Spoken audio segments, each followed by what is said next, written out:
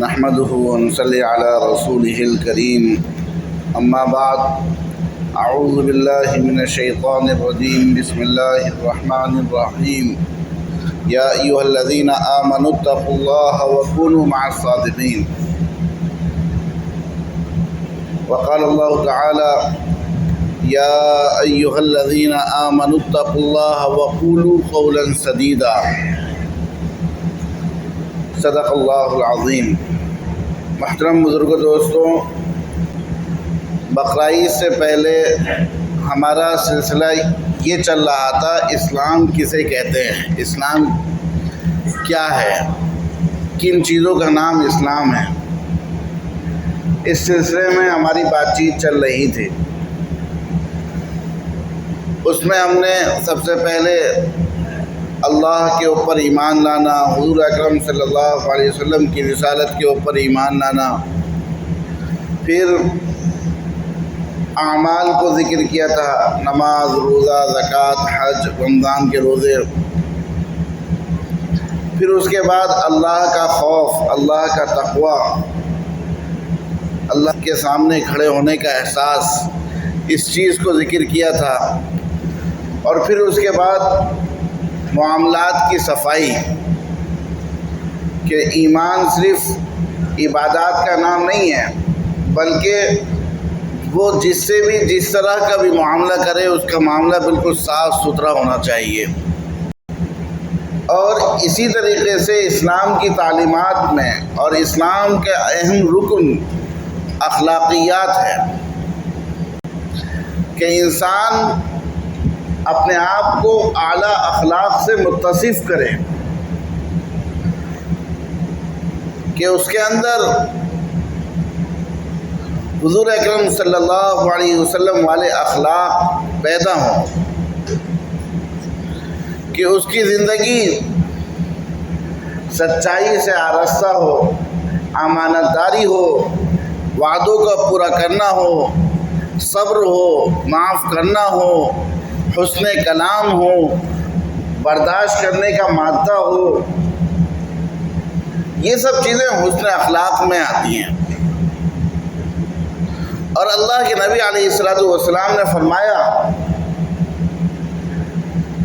کہ اچھے اخلاق والا اپنے اچھے اخلاق کی وجہ سے وہ درجہ حاصل کر لیتا ہے جو مستقل روزہ رکھنے والا روزہ رکھنے کی وجہ سے اور مستقل راتوں کو عبادت کرنے والے راتوں میں عبادت کرنے کی وجہ سے درجہ حاصل کرتے ہیں۔ اچھے اخلاق والا وہ درجات صرف اپنے اخلاق کی بنیاد پر حاصل کر سکتا ہے۔ اور پھر اللہ کے نبی علیہ الصلوۃ والسلام نے فرمایا کہ عموماً آدمی کے ذہن میں یہ بات آتی ہے کہ میں اگر اچھے اخلاق سے آراستہ ہوں گا تو لوگ مجھے بیوقوف بنائیں گے، مجھے کچھ حاصل نہیں ہوگا۔ تو اللہ کے نبی علیہ الصلوۃ والسلام نے فرمایا کہ میں نے اچھائی کی، نرمی کی بنیاد پر وہ چیزیں حاصل کر لی جو سختی کی بنیاد پر حاصل نہیں کی جا سکتی۔ اللہ کے نبی علیہ الصلوۃ والسلام نے فرمایا اسی بنیاد پر کہ قیامت میں سب سے زیادہ قریب مجھ سے وہ شخص ہوگا جس کے سب سے اچھے اخلاق ہوں گے۔ اللہ کے نبی نے یہ نہیں فرمایا کہ قیامت میں سب سے زیادہ قریب وہ شخص ہوگا جو سب سے زیادہ نماز پڑھتا ہوگا۔ اللہ کے نبی نے یہ نہیں فرمایا کہ قیامت میں سب سے زیادہ وہ شخص میرا قریب ہوگا جو سب سے زیادہ تسبیح پڑھتا ہوگا۔ اللہ کے نبی نے فرمایا کہ سب سے زیادہ قریب میرے وہ شخص ہوگا کہ جو سب سے زیادہ اچھے اخلاق والا ہوگا، جو سب سے زیادہ اچھے اخلاق والا ہوگا۔ اچھے اخلاق کہتے کسے ہیں؟ کہ جو چیزیں شرعی اعتبار سے، عقلی اعتبار سے انسانی صفت پسند کرے وہ اچھے اخلاق ہیں۔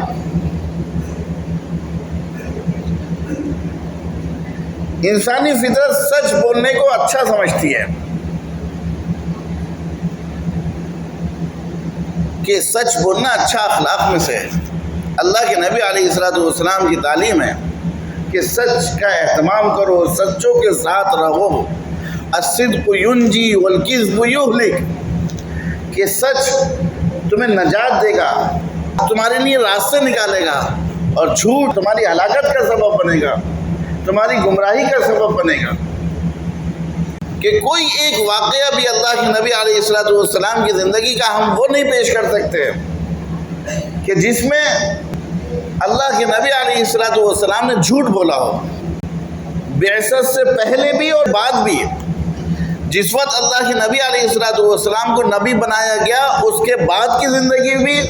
اور جب اللہ کے نبی علیہ السلام نبی نہیں بنے تھے اس سے پہلے بھی،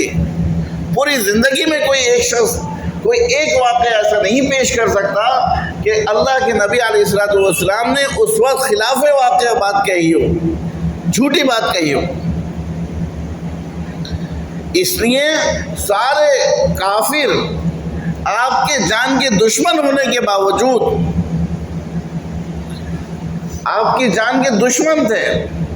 ایک ایک بات کی آپ کی خلاف ورزی کرتے تھے، لیکن اس کے باوجود آپ کو الصادق کہتے تھے، سچ بولنے والا کہتے تھے۔ حضرت ابو بکر صدیق رضی اللہ عنہ کا لقب صدیق کیوں پڑا؟ حضرت ابو بکر صدیق رضی اللہ عنہ کا لقب صدیق تھا نا، تو کیوں پڑا؟ کہ جب اللہ کے نبی علیہ السلام کے ساتھ معراج کا واقعہ پیش آیا تو اللہ کے نبی علیہ السلام نے صبح میں مکہ مکرمہ میں جو ہے فجر کی نماز کے بعد اس واقعے کو لوگوں کے سامنے پیش کیا کہ آج میرے ساتھ ایسا ہوا کہ میں مکہ یہاں سے جو ہے بیت المقدس گیا، اور بیت المقدس سے مجھے جو ہے ساتوں آسمان کی سیر کرائی گئی اور پھر جنت لے جایا گیا، اور پھر میں مکہ مکرمہ واپس آ گیا، اپنے گھر پر واپس آ گیا۔ تو جو لوگ آپ کے اوپر ایمان لائے ہوئے تھے انہوں نے تو اس کی تصدیق فوراً کی کہ یقیناً یہ ایک معجزہ ہے، اللہ کے نبی کا معجزہ ہے، کہ جیسے دوسرے معجزے اللہ کے نبی کے ساتھ ہوئے ایسے ایک یہ بھی معجزہ ہے۔ ایک شخص وہاں بیٹھا ہوا وہاں سے اٹھ کر چلا، اور راستے میں اس کی حضرت ابو بکر صدیق رضی اللہ عنہ سے ملاقات ہوئی۔ اس نے حضرت ابو بکر صدیق رضی اللہ عنہ کو حضور سے بیزار کرنے کے لیے کہا، کیا تمہاری عقل میں یہ بات آ سکتی ہے کہ کوئی شخص راتوں رات ہزاروں دنوں کا سفر کرے، لمبا سفر طے کر لے رات ہی رات میں، اور پھر وہ ساتوں آسمانوں پر جائے جنت، اور پھر واپس آ جائے اپنی جگہ؟ حضرت ابو بکر نے کہا کہ ایسا تو ہو ہی نہیں سکتا۔ اس نے کہا کہ تمہارے دوست کہہ رہے ہیں، تمہاری دوست کی عقل پر جو ہے پتہ نہیں کیا ہو گیا اور وہ اس طرح کی باتیں کر رہے ہیں۔ تو حضرت ابو بکر نے کہا اگر وہ کہہ رہے ہیں تو سچ کہہ رہے ہیں، اگر وہ کہہ رہے ہیں تو سچ کہہ رہے ہیں، وہ جھوٹ نہیں بول سکتے۔ تو جب اللہ کے نبی علیہ السلام نے کو یہ بات پتہ چلی تو اس دن سے حضرت ابو بکر صدیق رضی اللہ عنہ کا لقب پڑ گیا صدیق، سچ کی تصدیق کرنے والا۔ ایک یہودی حضور اکرم صلی اللہ علیہ وسلم سے آ کر لڑنے لگا اور کہنے لگا کہ آپ نے میرے ساتھ کوئی معاملہ نہیں کیا۔ اللہ کے نبی علیہ السلام نے ایک سفر میں معاملہ کیا تھا ایک یہودی سے کہ یہ اونٹنی مجھے بیچ دو اور میں تمہیں اس کی رقم ادا کر دوں گا، ہاں تو مجھے دے دینا مکہ مکرمہ میں۔ ٹھیک ہے، وہاں مکہ مکرمہ میں جا کر وہ مکر گیا۔ اس نے کہا اگر معاملہ ہوا ہے تو گواہی پیش کرو۔ حضور نے کہا کہ بھئی سفر میں ہم دونوں اکیلے تھے، وہاں کوئی گواہی نہیں تھی۔ تو ایک صحابی نے کہا وہاں سے گزر رہے تھے، اللہ کے نبی نے انہیں مخاطب نہیں کہا اور گواہی دینے کے لیے نہیں کہا۔ انہوں نے یہ بات سنی اس یہودی کی اور کہ اللہ کے نبی علیہ السلام کو پریشان کر رہا ہے، اللہ کے نبی کہہ رہے ہیں کہ میرا تمہارے ساتھ معاملہ ہوا ہے، اور وہ یہودی مان نہیں رہا اور گواہی کے لیے کہہ رہا ہے۔ ان صحابی نے چلتے چلتے کہا رک کر کہ میں گواہی دیتا ہوں کہ اللہ کے نبی نے تیرے ساتھ معاملہ کیا ہے، میں گواہی دیتا ہوں کہ اللہ کے نبی نے تیرے ساتھ معاملہ کیا ہے اور اللہ کے نبی سچ بول رہے ہیں۔ گواہی پیش ہو گئی، معاملہ ختم ہو گیا۔ حضور اکرم صلی اللہ علیہ وسلم نے ان صحابی کو مخاطب کر کے کہا کہ اے خزیمہ، اس وقت تو تم موجود بھی نہیں تھے، کیسے گواہی دے دی تم نے؟ اور گواہی تو اس چیز کی دی جاتی ہے جس معاملے کے وقت میں انسان موجود ہو، اور تم تو اس معاملے کے وقت میں موجود بھی نہیں تھے، کیسے گواہی دے دی تم نے؟ تو ان صحابی نے جو الفاظ فرمائے غور کرنے کے تھے، کہ ان صحابی نے کہا کہ اللہ کے رسول، ہم نے کہاں جنت دیکھی ہے،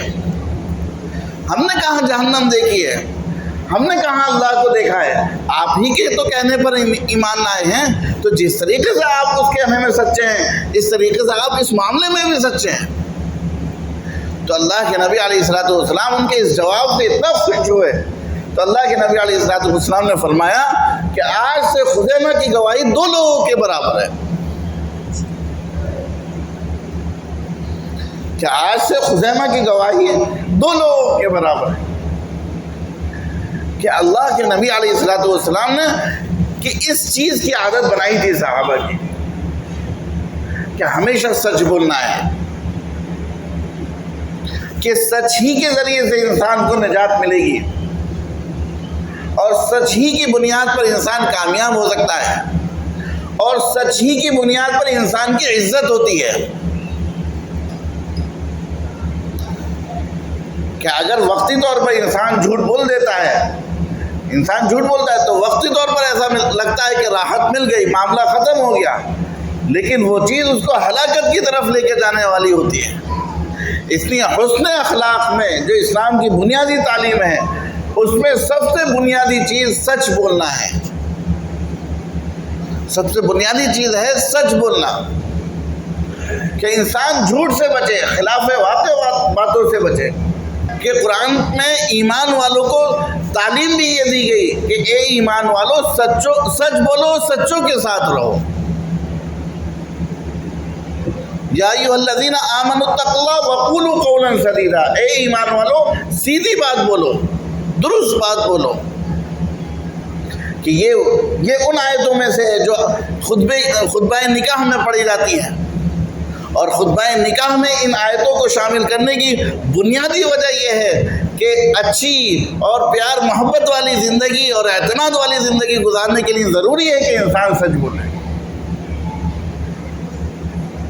کہ اللہ کا تقوی اختیار کرے، اللہ کے سامنے کھڑے ہونے سے ڈرے، خوف ہو اس کے دل کے اندر کہ وہ جو بھی معاملہ کر رہا ہے، اس معاملے کرنے سے پہلے اس کے دل کے اندر یہ احساس ہو کہ مجھے اللہ دیکھ رہا ہے، اور زبان سے نکلنے والے جو بھی الفاظ ہوں وہ سچ ہوں، واقعے کے مطابق ہوں۔ ما یلفظ من قول الا لدیہ رقیب عتید، کہ اللہ تبارک و تعالیٰ نے قرآن پاک میں فرمایا کہ تم زبان سے جو بھی الفاظ نکالتے ہو اس پر ایک نگہبان موجود ہے، جو لکھنے کے لیے موجود ہے کہ تم نے سچ بولا یا جھوٹ بولا۔ اس لیے ہمارے معاشرے میں ایک بہت بڑی کمی جو ہے وہ سچ کا نایاب ہونا ہے، کہ سچ بولنے والے ملتے ہی نہیں ہیں، کہ ہر ایک شخص اپنے نفع کے اعتبار سے، اپنے فائدے کے اعتبار سے بات کرتا ہے۔